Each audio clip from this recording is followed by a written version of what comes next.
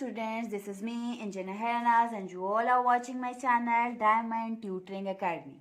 Welcome here. Today we are going to solve exercise 3.2 question number 6. So without wasting a minute, let's get started.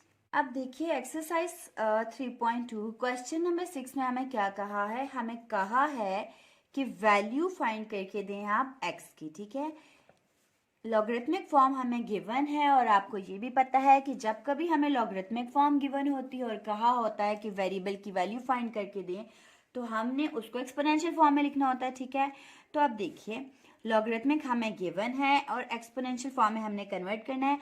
आप चाहें तो formula follow कर सकते हैं जो कि आपने दो इस एक्सरसाइज में यूज़ किए हैं. Log to the base a argument is equals to exponent and a raised to the power exponent is equals to argument. ठीक है, this one is exponential form, this one is logarithmic form. आप चाहें तो ये भी use कर सकते हैं, लेकिन अगर आप ये नहीं यूज करना चाहते तो आपको पता है कि कंप्लीट लॉगरिथमिक फॉर्म हमें इस क्वेश्चन में गिवन है तो हम डायरेक्टली एक्सपोनेंशियल फॉर्म लिख सकते हैं ना.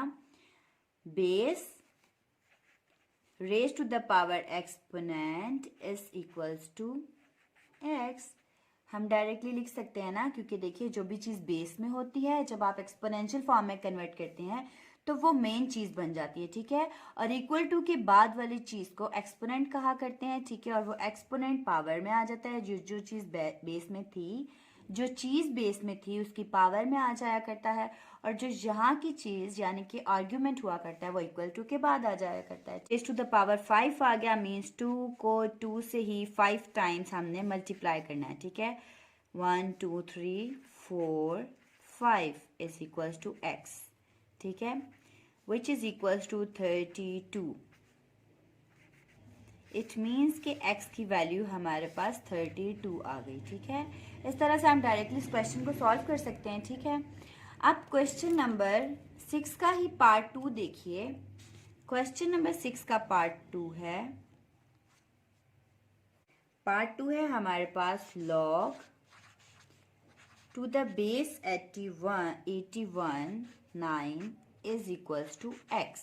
ठीक है, तो डायरेक्टली हम कैसे सॉल्व कर सकते हैं. 81 power x is equals to 9. ठीक है, अब यहाँ पे 9 है, इसका मतलब है कि 81 को भी किसी तरह 9 ही बनाएं. 9 के साथ इसका एलसीएम लें ताकि 9 9 कैंसिल होकर x बच जाए. ठीक है, वैसे तो हमें पता ही है 9 9s are 81, फिर भी मैं यहाँ आपको करके दिखा देती हूँ. 9 9s are 81 एंड 9 1 is 9. ठीक है, इट मीन कि 9 का स्क्वायर 81 की जगह पे आप लिख सकते हैं. Raise to the power x as it is रहेगा. ठीक है, अब देखिए इक्वल्स टू 9. ठीक है, अब इंटरनल पावर एक्सटर्नल पावर से मल्टीप्लाई कर दीजिए तो 2x से मल्टीप्लाई होकर 2x हो जाएगा. Is equals to 9. ठीक है, 9 1 is 9. It means 2x is equals to 1. ठीक है, अब देखिए 2x is equals to 1. हमें सिर्फ x की वैल्यू चाहिए तो 1 यहाँ पे वेरिएबल के साथ एक्स्ट्रा, 2 यहाँ वेरिएबल के साथ एक्स्ट्रा है तो यहाँ ये x के साथ मल्टीप्लाई हो रहा है. अगर आप इसको इक्वल टू की दूसरी साइड पर शिफ्ट कर दें तो जो एक तरफ मल्टीप्लाई हो रही होती है वो दूसरी तरफ जाके चीज़ डिवाइड हो जाती है. It means 1/2 is answer of this question. Next हम क्वेश्चन नंबर 6 का पार्ट 3 सॉल्व कर लेते हैं.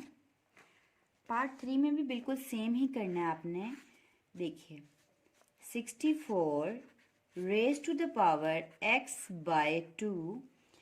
जहाँ से हमारा एरो स्टार्ट हो रहा है इसको फर्स्ट पे लिखिएगा. इसके बाद एरो जिससे टच हो रहा है उसको पावर बना दीजिए और फिर क्या करना है, वापस एरो जिस पे एंड हो रहा है इक्वल टू के बाद वो चीज़ लिख लेनी है.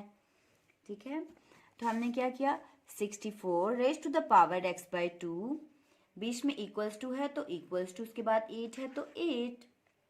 ठीक है, अब क्या करना है, 64 क्या होता है, 8 का स्क्वायर होता है. मीन्स 8 का स्क्वायर मैंने 64 की जगह लिख दिया क्योंकि ये दोनों चीज़ें उसी सूरत कैंसिल हो सकती हैं जब हमारे पास ये सेम आए. ठीक है, और हमारा मेन मकसद इनको कैंसिल करना ही होता है. ठीक है, 8.